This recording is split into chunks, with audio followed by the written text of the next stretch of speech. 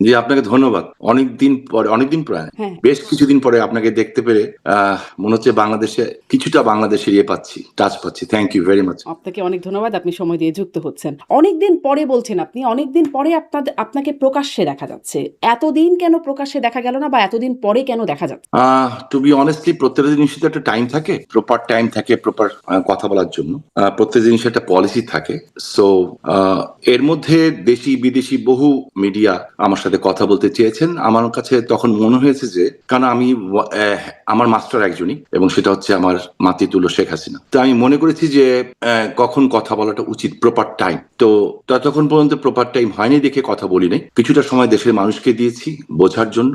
Doctor ইউনূসের সোনার বাংলা, হ্যাঁ, যেখানে এখন ধ্বংসের বাংলা হয়ে গেছে। মানুষ ভেবেছিল ইউনূস সাহেব ক্ষমতা আসলে দেশের মানুষ সোনার চামচ দিয়ে ভাত খাবে। মানুষ এমন ভাবে ভাবা শুরু করেছিল, আমিও ভাবছিলাম। হ্যাঁ, তবে ওনাকে এখন বিভিন্ন নামে মানুষ বিভিন্নভাবে ডাকে। টকশোতে, টেলিভিশনে মাঝে মাঝে দেখি আমি। আমার তো ফেসবুক কিছু নাই, ইউটিউবে দেখি দেখি সাংবাদিকরাই কেউ কেউ বলছেন, কি সুদখোর, কেউ বলছেন বাটপার। তো উনি ওনার সিনিয়র মুরবি মানুষ, আমি এই ধরনের ভাষা ওনার জন্য ইউজ করতে চাই না। যে একটা ভাষা আমার কাছে ভালো লেগেছে, যে দেশ ধ্বংসকারী। তো ধরেন তিনি তার মেয়াদটা তো শেষ হয়ে গেছে, এখন নতুন সরকার আসছে। এখন নতুন মেয়াদ হ্যাঁ। এসছে, হ্যাঁ। তো এখন তো এসে কেন মনে একটু হলো যে আপনি সেই টাইমটা এসেছে কথা বলার? না, এখনো এই সরকারের ৬টা মাস গেছে। এই সরকারের যখন ক্ষমতা আসছিল, আহ, আপনি অত্যন্ত নামকরা সাংবাদিক, ভালো সাংবাদিক, তুখোর প্রশ্নকর্তা। হ্যাঁ, হ্যাঁ, তো এটা তো আমি জানি, রাজকাহন অনুষ্ঠান থেকে জানি। সো আপনি একটু খেয়াল করে দেখেন, আমার মেমোরি অবশ্যই, আপনি আমার চেয়ে বয়সে ছোট, অনেক ছোট, তো আপনার মেমোরি আমার চেয়ে অনেক শার্প। সেটা হচ্ছে যে এই সরকারটা ক্ষমতা আসার আগে, আজকে যিনি রাষ্ট্রপতি হলেন, যদিও আমি বলছি এই সরকার বৈধভাবে ক্ষমতা আসে নাই, এটা সাংবিধানিক সরকার না, এটা ফাইনাল কথা। হ্যাঁ, কোনোদিনই সাংবিধানিক সরকার হতে পারে না, কারণ মাননীয় প্রধানমন্ত্রী পার্লামেন্ট ডাকেন নাই, পদত্যাগ করেন নাই, রাষ্ট্রপতির কাছে কোনো পদত্যাগপত্র নাই। বাট আমি ধরে নিলাম তারপরেও, জাস্ট আলোচনার স্বার্থে, যে এটা একটা সরকার এবং সাংবিধানিক সরকারই ধরে আছে, লিগেল সরকার। তো এই লিগেল সরকারটা প্রথমে যিনি এখন মহাসচিব ছিলেন, তারেক রহমান, দেশে ফেরার আগে উনি একটা ইন্টারেস্টিং কথা বলেছিলেন, যে আমার ফেরা না ফেরা সবটা আমার উপর নির্ভর করে না। তার মানে কার উপর নির্ভর করে ওনাকে দেশে আসতে হয়েছে সেটা জানি, যে কার উপরে নির্ভর করে উনি দেশে এসেছেন, কারা ওনাকে নিয়ে এসছে। কার ওইটা এখনো ক্লিয়ার করবো না, এর পরের অনুষ্ঠানে আপনার কাছে ক্লিয়ার করবো। কিছুদিন পরে ক্লিয়ার হবে, আর কয়েকদিন পরে তো ক্লিয়ার হবে।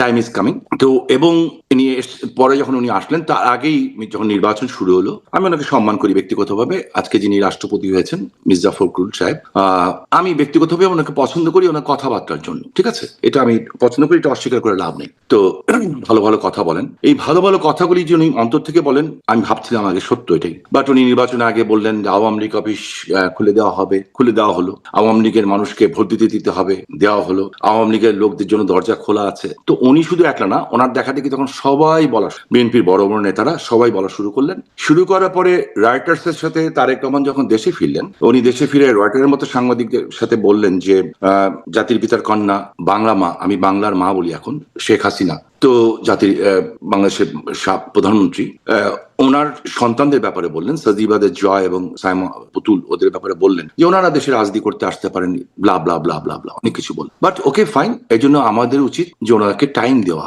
যে অ্যাকচুয়ালি আপনার চরিত্রটা, মুখোশটা উন্মোচন করার জন্য, যে আপনি কি নাটক করছেন। 21শে আগস্টের ঘটনা যারা ঘটিয়েছে, তারা এত উদার কেমন করে হলো এত তাড়াতাড়ি? হ্যাঁ, তো এই জিনিসটা দেখার জন্য একটু সময় দরকার ছিল। আমরা দেখলাম। আমি আপনাকে ছোট্ট একটা উদাহরণ দিই, ছোট্ট, একেবারে ছোট্ট, বাট এই ছোট্ট উদাহরণটা আমার মনে হয় যে কোনো বিবেকমান মানুষের কাছে, সে আওয়ামী লীগ করুক, বিএনপি করুক, জাতীয় পার্টি করুক, কিংবা কোনো পার্টি করুক, কিংবা না করুক, না করা লোক তো বেশি সংখ্যায়, তাদের বিবেকে লাগবে। ধানমন্ডি 32 নম্বরে 15ই আগস্টে দুটো বোন গেল, দুটা মেয়ে গেল, অল্প বয়সে দুটা মেয়ে গেল। কেন? ওরা জাতির পিতার কে রেসপেক্ট জানাতে চায়, ওরা বঙ্গবন্ধুকে সম্মান জানাতে চায়। ওখানে যে ওরা হয়তো ফুল দিতে চায় কিংবা দোয়া করতে চায়, হোয়াট এভার ইস, তাদের সাথে কি আচরণ করা হয়েছে, তাদের কি গায়ে হাত দেওয়া হয়েছে, এটা আপনাদের মাধ্যমে আমিও দেখেছি, সারা দেশবাসী দেখেছে, বিশ্ববাসী দেখেছে। আর একটা ছেলে সরল স্বীকারোক্তি দিল যে আমি ওনাকে ভালোবাসি, এই জন্য এখানে এসেছি ওনাকে শ্রদ্ধা জানান। সেই ছেলেটাকে কিভাবে বেধড়ক ভাবে মারা হলো, এটা আপনিও দেখেছেন, আমিও দেখেছি, সবাই দেখে। সো এইটুক সময় আমাদের দরকার ছিল মুখোশ উন্মোচন করা। তারপরেও তো যারা দেশকে এইটা করে ফেলবেন, এটা কিন্তু করে ধরেন ফেলবেন। আপনাদের মুখোশ তো তার আগেই তাদের সামনে উন্মোচিত হয়ে গিয়েছিল। মানে যিনি প্রধানমন্ত্রী, তিনি দেশে ফিরতে পারেন নাই। আপনারা এখন যে অবস্থায় আছেন, আপনাদের শাসনামলে তিনিও দেশে ফিরতে পারেন নাই। তার মা, তিনিও নির্যাতিত হয়েছেন, জেলখানায় ছিলেন। অনেক বয়স্ক মানুষ, একজন বয়স্ক নারী, অসুস্থ নারী, এই নিয়ে অনেক কথা হয়েছে সেই সময় আপনাদের সাথে। মানে তাকে আপনারা উদার হবেন এটা ভাবলেনই বা কি করে? না, উদার হবে এটা ভালো নয়। এই কারণে আপনাকে আমি দায়িত্ব নিয়ে বলতে চাই একটা কথা, যেটা হচ্ছে বেগম খালেদা জিয়া, মানে আল্লাহ ওনাকে ব্যস্ত নসিব করুক, আপনার অনুষ্ঠানেও কিন্তু যখন ডিবিসিতে আপনি অনুষ্ঠান করতেন, উনি যখন অসুস্থ ছিলেন, আমি কিন্তু ওনার জন্য দোয়া চেয়েছি। আমি পার্সোনালি, আমি যা বলি এটা কিন্তু পার্টির স্টেটমেন্ট না, প্রত্যেকটা মানুষের একটা ব্যক্তিগত স্টেটমেন্ট থাকে। আপনি একটা জার্নালিস্ট, এরকম আরো হাজার জার্নালিস্ট আছে, কিন্তু সবাই যে আপনার মতো করে কথা বলবে তা তো না। আপনার একটা আইডিওলজি আছে, আপনার একটা চিন্তা ভাবনা আছে, আপনার একটা চেতনা আছে, আপনার একটা লক্ষ্য আছে। আপনার লক্ষ্য দিয়ে আপনি বিচার করবেন। হ্যাঁ, জনগণও আপনার আমার কথাটাকে ওনাদের মতো করে বিচার করবে। খালেদা জিয়ার সময় আপনি দেখেন, তার আগে কিন্তু আজকে 21শে আগস্ট এই বিএনপি সরকারই জাতির পিতা কন্যাকে মেরে ফেলার জন্য গ্রেনেড হামলা করেছে। 24 জন মানুষ মারা গেছিলেন। শেখ হাসিনা বেঁচে গেছিলেন, এটা কেউ বাঁচায় নাই তাকে, আল্লাহ তাকে অলৌকিক ভাবে বাঁচিয়েছেন। কাদের সময় হয়েছিল? বিএনপি সময় হয়েছিল। তারপরেও কিন্তু জাতির পিতার কন্যা শেখ হাসিনা যখন ম্যাডাম খালেদা জিয়া অসুস্থ হলেন, তখন উনি কিন্তু তাকে নিয়ে হাসপাতাল থেকে বের করে নিয়ে তাকে বাসায় থাকার সুযোগ করেছিলেন। এটাকে বলে আমার মনে হয় সহানুভূতি এবং ভদ্রতা। এবং তার আমলে কিন্তু তাকে মেরে ফেলার চেষ্টা করা হয়েছিল। বঙ্গবন্ধুর হত্যাকারীদেরকে নিয়ে পার্লামেন্টে বসানো হয়েছিল, বঙ্গবন্ধুর হত্যাকারীদের নিয়ে। তো এইগুলির পরিপ্রেক্ষিতে আর তারেক রহমান সাহেবের কনভিকশন হয়েছিল। এই কনভিকশন তো এফবিআই এসেও সাক্ষ্য দিয়েছে। তো যেহেতু এফবিআই এসেও সাক্ষ্য দিয়েছে এবং কনভিকশন হয়েছে, তো ওই কনভিকশন ফেস করার সাহস ওনার ছিল না। যেটা জাতির পিতার কন্যাকে ক্যাঙ্গারু কোর্টে আজকে ফাঁসি হয়েছে, উনি বলেছেন আমি যাবো তার মধ্যে। এবং ভেরি ইন্টারেস্টিং, দেখেন মানুষের ভিতরে যখন দুর্বলতা না থাকে তখন মানুষ এই সাহস দেখায় যে ফাঁসির অর্ডার দিয়েছে, আমি ফাঁসির কাজটি যাবো, দরকার হলে কি হবে ওইটা আমরা দেখবো সামনে। বাট থিং ইজ দ্যাট, যে আওয়ামী লীগ সরকার চলে যাওয়ারও 1 বছর পরে কিন্তু তারেক জিয়া দেশে ফিরেন নাই। এবং যখন কেন ফিরছেন না এই প্রশ্ন যখন ব্যাপকভাবে আলোচিত হচ্ছে, একটা পর্যায়ে যে তিনি বলেছেন যে আমি ফেরাটা আমার উপর নির্ভর করে না, অন্য কারোর উপর নির্ভর করে। তার মানে নিশ্চয়ই বাংলাদেশের কোন মানুষের উপর নির্ভর করে না, বিদেশি রাষ্ট্রের উপর নির্ভর করে। এবং আরো ইন্টারেস্টিং হচ্ছে যে বিএনপির নির্বাচন, আমি শামীম ওসমান, আমি আমারটা আমি দায়িত্ব নিয়ে বলছি, অন্য কোনটা বলবো না। আপনি জানেন যে আমার বাড়িঘর পুড়িয়ে দেওয়া হয়েছে। আমাদের বাড়িঘর পুড়িয়েছে, আমার কোনো আপত্তি নেই। কিন্তু যে বাড়িতে আওয়ামী লীগ তৈরি হয়েছিল, আমার দাদার বাড়ি খান সাহেব ওসমান আলী, যে বাড়িতে আমি একলা তো থাকিনি, ঠিক আছে, আমার 4টা বিধবা চাচি থাকতো না বাড়িতে। যেদিন 32 নম্বরটা ভেঙে দেওয়া হলো, তারপর দিন ওই বাড়িটাকে যে ভেঙে ফেলা, গুড়িয়ে দেওয়া হলো। আচ্ছা ঠিক আছে, তার আগেই কিন্তু 19শে জুলাই নারায়ণগঞ্জে একটা ঘটনা, আপনি পরে আসবো। তো আমার সমস্ত ট্রান্সপোর্ট বাস সব পুড়িয়ে দিয়েছে। আমরা কিন্তু ক্ষমতায় ছিলাম। এখন এআই দিয়ে বিভিন্ন কথা বলানো হচ্ছে। আমি এত আধুনিক না, এআইটাই বুঝি না খুব একটা। বাট ইটস ভেরি ইন্টারেস্টিং, যখন আমি আমার নেত্রীকে বললাম যে ওটা আমার রিজিক ছিল, আমার পেটের ভাত দিত, আর সাথে আমার আরো বন্ধু বান্ধব ছিল যারা এটার পার্টনার ছিল, ডিউ টু মি সবটাকে পুড়িয়ে দেওয়া হলো, একদম ছাই করে দেওয়া হলো। কিন্তু ক্ষমতা কবে? 19শে জুলাই। আমি নারায়ণগঞ্জ তখন গেছিলাম। আমি তার আগে 14 তারিখে কিন্তু আমেরিকাতে গেছি মাত্র, এবং হাসপাতালে ভর্তি ছিলাম। এবং আপনি জার্নালিস্ট এবং আপনি একটা সচেতন নারী, এবং অবভিয়াসলি আপনি আমি বলবো নারী স্বাধীনতা তো বিশ্বাস করেনি, সকল স্বাধীনতা বিশ্বাস করেন। আমি আপনাকে বলবো কেমন করে, কারণ আপনার সাথে আমার সম্পর্কটা অনেক অন্যরকম। আমি আপনাকে ছোট বোনের মতোই মনে করি, এবং অবশ্যই ছোট বোনের মতো আপনাকে আমি সম্মান করি, আদর করি, ভালোবাসি। কারণ তারপরে বলতে হয় আপনাকে মানুষকে জানানোর জন্য। 19শে জুলাই আমি 15 তারিখে আমেরিকাতে গেলাম, 14ই জুলাই 2024। যাওয়ার পরে আমার শরীর এত খারাপ হয়ে গেল, আমার গ্যাস্ট্রিক অ্যাটাক, এবং এত সিভিয়ার অ্যাটাক হলো যে আমি যে ভর্তি হলাম কোথায়, এভারকেয়ার হাসপাতালে। আমাকে বিউটোপেন, তারপরে এইটা ওইটা সব দেওয়ার পরে আমাকে প্যাথেডিন চালু করলো। এর মধ্যে খবর এলো আমার কাছে যে 18 জুলাই নারায়ণগঞ্জ একটা, আপনি কিছু মনে করবেন না, আমি আপনার কাছে আগে ক্ষমা চেয়ে নিচ্ছি হাত জোর করে। হ্যাঁ, তো একটা মেয়ে সাংবাদিক, তার বয়স কত 32-33 বছর হবে, একটা লোকাল পত্রিকার সাংবাদিক।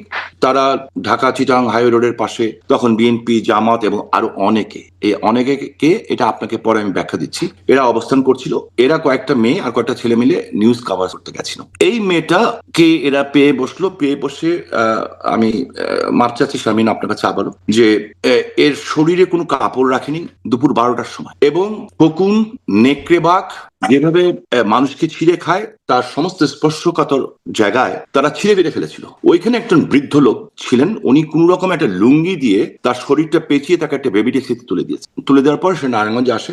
একই দিনে ওই একই গ্রুপ, একটা মহিলা, সম্ভ্রান্ত ঘরের মহিলা, নারায়ণগঞ্জে হিন্দু পরিবারের, এবং আরেকটা মেয়ে, তার কত 14-15 বছর বয়স, 16 বছর হবে, এরা দুইজন যাচ্ছিল। তো রিক্সার মধ্যে আটকে তাদের সমস্ত জিনিসপত্র নেওয়া হয়। মহিলা নিজের ইচ্ছা সব দিয়ে দেন, যা আছে দিয়ে দেন, কিন্তু তারপর লাস্টে ওনার মঙ্গলসূত্রে হাত দিয়েছে। তো মঙ্গলসূত্র হিন্দু মহিলাদের কাছে একটা বিশাল পবিত্র জিনিস। উনি বলেছেন বাবা বাবা এটা না, বাবা এটা না। তার মানে যারা ধরেছে তারা ওনার সন্তানের মতো। তখন ওনার মঙ্গলসূত্র টান দেওয়া হয়েছে, ওনার মঙ্গলসূত্রের সাথে ওনার ব্লাউজও চলে গেছে। তখন ওনার মেয়ে চিৎকার করে উঠেছে, মেয়েরও একই হাল করেছে। ওই ভদ্রমহিলা যখন আমাকে ফোন করলেন, শামীম ভাই আপনি কোথায়, আপনি আসেন, আপনার মা বোনদের এই অবস্থা। আমি তখন আমার প্যাথিডিন খুলে আমি 19 তারিখে নারায়ণগঞ্জ যাই। যাওয়ার পরে আমার শরীর খুব খারাপ, নারায়ণগঞ্জ ক্লাবে আমি খেতে বসছি। এর মধ্যে কিন্তু তার আগেই Awami League office, Narayanganj club, rifle club এবং বেশ কিছু জায়গায় ওরা হামলা করেছে, ভেঙে টেকে দিয়েছে। তো ভেঙে টেকে দিয়েছে। আমি অবাক হচ্ছিলাম, এরা কারা কারা এত সাহস দেখাতে। তো আমি যখন খেতে বসি তখন দেখলাম যে বোমের আওয়াজ পাচ্ছি, গুলির আওয়াজ পাচ্ছি। এসপি ফোন করলো যে স্যার ওরা থানা অ্যাটাক করছে, এরে করছে। তা আমি ভাত খেতে পারলাম না, দৌড়ে বের হলাম। আমার উদ্দেশ্য ছিল ওই মেয়েটাকে দেখতে যাওয়া। যখন বেরিয়েছি তখন দেখছি বেশ আধা কিলোমিটার দূর থেকে এই গুলি করছে। ওরা ভাবেনি যে আমি বের হবো নিজে, আর আমি নারায়ণগঞ্জ শামীম ওসমান বের হবো, আমার সামনে দাঁড়াবে। বিএনপির এটা কেউ করার কথা না, কারণ বিএনপির 16 বছরে বিএনপির কোন নেতাকর্মীকে আমরা ফুলের টাচও হতে দিইনি আমি, এবং যারা যারা এমপি হয়েছে সবাইকে আমি দেখে রেখেছিলাম। এখন যারা হয়েছে ফুলের টোকাটাও পড়তে দিইনি তাদের গায়ে, হ্যাঁ, এবং অন্য পার্টি কেউ না। আর জামাত তো আন্ডারগ্রাউন্ডে ছিলই। হ্যাঁ, আমার টার্গেট কিন্তু আমি কোনো সময় বিএনপিকে টার্গেট করে রাজনীতি করিনি। আমার টার্গেট হচ্ছে জামাত আন্ডারগ্রাউন্ডে ছিল। কদিন আগে জামাতের আমির তিনি বলছেন যে আপনি গোলাম আজমকে জামাতে মানে নারায়ণগঞ্জে ঢুকতে দেবেন না, হ্যাঁ এরকমটা বলেছেন। এটা কিন্তু অনেক আগের ঘটনা। এরপরে কিন্তু আমার উপরে বাংলাদেশের সবচেয়ে বড় বম ব্লাস্ট হয়েছিল 2001-এর 16 জুন, যেখানে আমার 20 জন ছেলে মারা গেছিল এবং আমি পঙ্গু হয়েছিলাম। যে কারণে আমার আমেরিকাতে আসা। আমার এখন প্রচন্ড অবস্থা খারাপ, আমার কোমরের থেকে পায়ের তলা পর্যন্ত। কিন্তু কোনো অবস্থাতেই আমেরিকার ডক্টরদের, আমার ওয়াইফের বড় ভাই he's a very big doctor over here, ওনার নিজস্ব অনেকগুলি ক্লিনিক আছে, অনেক ডাক্তার ওনার আন্ডারে কাজ, কারণ এরা তো ইথিক্সে চলে, এখানে এরা তো অনেক কিছু ভয় পায়। সো কোনো অবস্থাতেই আমার এমআরআই করা গেল না, কারণ আমার শরীর ভর্তি স্প্লিন্টার এবং স্টিল, তো করলো না। যাই হোক, কামনা করি। কিন্তু প্রশ্নটা ওখান থেকে আসে যে দেশে ফেরার কথা, তারেক রহমানের দেশে ফেরার কথা আপনি বলছিলেন যে তার নিজের উপর নির্ভর করছে না ফ্রেমটা, হ্যাঁ এটা ঠিক আছে। তো মানে বিদেশি কোনো ব্যক্তি বা কোনো সংস্থা বা কোনো দেশের উপরে কিছুর উপর নির্ভরশীল, আপনার কথা থেকে আমি বুঝতে পারছিলাম যেটা। কিন্তু আপনাদের ফেরাটা আসলে কিসের উপর নির্ভরশীল, আমি সেটা নিয়ে কথা বলতে চাই। কারণ আপনারা দেশে ফিরবেন ডিসেম্বরে, আপনি প্রকাশ্যে এসেই ডিসেম্বরে ফিরবেন সেই কথা আপনিও বলছেন, বা নেতৃত্ব আরো আগে থেকেই বলছেন যে ডিসেম্বরে ফিরবেন, কিন্তু কিভাবে ফিরবেন সেটি জানা যাচ্ছে না। ধরেন আরো যদি সুস্পষ্টভাবে জানতে চাই যে ধরেন আপনারা কি প্লেনের টিকিট কেটে এয়ারপোর্ট দিয়ে ঢুকে যাবেন, এরকম এত সিম্পল? সেক্ষেত্রে তো শেখ হাসিনার অ্যাক্টিভ কোনো পাসপোর্টও নাই, ট্রাভেল ডকুমেন্ট নিতেও সরকারের সাথে একটা প্রক্রিয়া যেতে হবে, সেরকম নাকি সীমান্ত, ওই যে শেখ হাসিনা একটা ফোন আলাপে শোনা গিয়েছিল যে চট করে ঢুকে পড়বেন, কাছাকাছি আছে সীমান্ত দিয়ে আপনারা এক নাগারে ঢুকে পড়বেন, আসলে কিভাবে ঢুকবেন, একটা তো প্রক্রিয়া লাগে। হ্যাঁ, আমি এটা শেষ করে দিচ্ছি, তার আগে আমি ওই জায়গাটা শেষ করে দিই। হ্যাঁ, তখন আপনাকে এটা জানা দরকার এই কারণে, আপনাদের আমি কালকে নাও থাকতে পারি, আমাকে আল্লাহ নিয়েও যেতে পারেন, তাই না? মানুষের একটা জিনিসই পার্মানেন্ট, যে উই হ্যাভ টু গো, এবং কোন জিনিসই সবকিছু মানে টেম্পোরারি, আমাদের লাইফটা কিন্তু সবচেয়ে বড় টেম্পোরারি। সেই দিন যখন এই ঘটনাটা ঘটলো, আমি পরে জানতে পারলাম যে আমাদের সাথে সংঘর্ষ হচ্ছে কে। আমি বিএনপি ছেলেপেলে দেখেছি, হাত দেখিয়েছি, সরে গেছে ওরা। হেফাজতকে হাত দেখিয়েছি, সরে গেছে ওরা। আমি তো তার এরা কারা, এদের কথাও বুঝতে পারছি না, ভাষাও বুঝতে পারছি না। পরে 3 মাস পরে দেখলাম নারায়ণগঞ্জ থেকে রোহিঙ্গাদের গেরিলা বাহিনীর চিফ আস্থা প্রধান গ্রেপ্তার হচ্ছে। আজকে আমাদের লোকজনকে ব্যাপকভাবে অ্যারেস্ট করা হচ্ছে। আমি স্বরাষ্ট্রমন্ত্রী মহোদয়কে কালকেও একটা টক ইয়ের মাধ্যমে বললাম, যে সচিবালয়ে আপনি বসেন, আপনাকে আমি দায়িত্ব নিয়ে বলছি শারমিন, যেই সচিবালয়ে উনি বসেন তার থেকে পূর্বাঞ্চলের দিকে যেতে ঢাকা চিরাং হাইওয়ে রোডে স্টিল নাও গতকাল রাত পর্যন্ত 2টো মহিলা মাদ্রাসা এবং দুটো মাদ্রাসায় অস্ত্রের ট্রেনিং চলছে। ঢাকা শহরে হেভি আর্মস সহ, মানে হেভি বলতে হেভি, হালকা পাত্র অস্ত্র না, 14,000 আল কায়দা, লস্করে তৈয়বা এবং আরসা এরা কাজ করছে। ঠিক আছে, সেই কারণেই আমি ওইখান থেকে আসি। সেই কারণেই আমাদের বাড়ি ঘর সব ভেঙে দেওয়ার পরেও আদর্শিক কারণে আমার নেত্রী একটা বক্তব্য দিয়েছিলেন, হালকা করে আপনি দেখেন, মেমোরাইজ করে দেখবেন, যে স্বাধীনতা বিরোধী শক্তি যাতে ক্ষমতা আসতে না পারে। এই বক্তব্যতে আমাদের জন্য ইশারাই কাফ। উনি কি বলতে চান ওনার চোখের ইশারা আমরা বুঝি, যারা আমরা অনেক ছোট থেকে ওনাকে দেখেছি।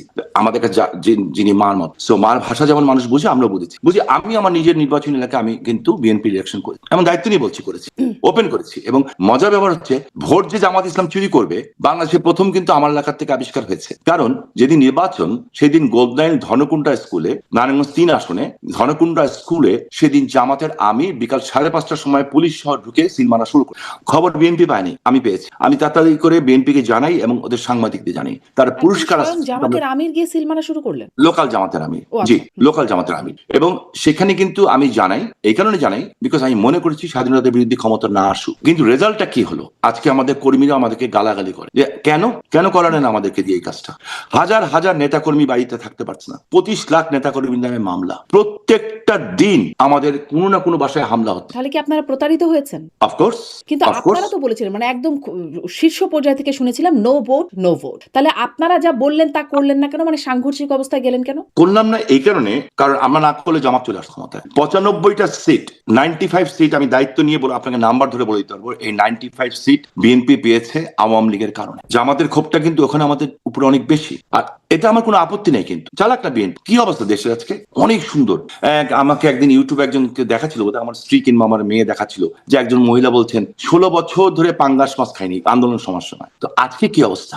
আজকে দেশে তেল নাই, গ্যাস নাই, বিদ্যুৎ নাই, কাজ নাই, মানুষের, আমার এলাকায় গার্মেন্টস সব একটার পর একটা সব বন্ধ হয়ে যাচ্ছে, মেয়েরা ঘর থেকে বেরোতে সাহস পাচ্ছে না। বিশ্বাস করবেন যে আমার যারা বন্ধু বান্ধব, আমি আজকে আপনার সাথে কথা বলার জন্য, শুধুমাত্র আপনার সাথে কথা বলার জন্য আমি দায়িত্ব নিয়ে কথা, যে আমি ওদেরকে ফোন করেছি যারা আমার ফ্রেন্ড, ওরা তো আমাকে খোলামেলা বলবে, ছোটবেলা আমরা একসাথে পড়ো, ওদের income middle class, lower middle class বলবো না, এখন হবে লোয়ার মিডল ক্লাস, তখন মিডল ক্লাস ছিল আমাদের সময়। 50 থেকে 60,000 টাকা বাড়ি ভাড়া দেওয়া, মানে বাড়ি ভাড়া দিয়ে থাকে, 2টা করে বাচ্চা আছে কিংবা 3টা বাচ্চা।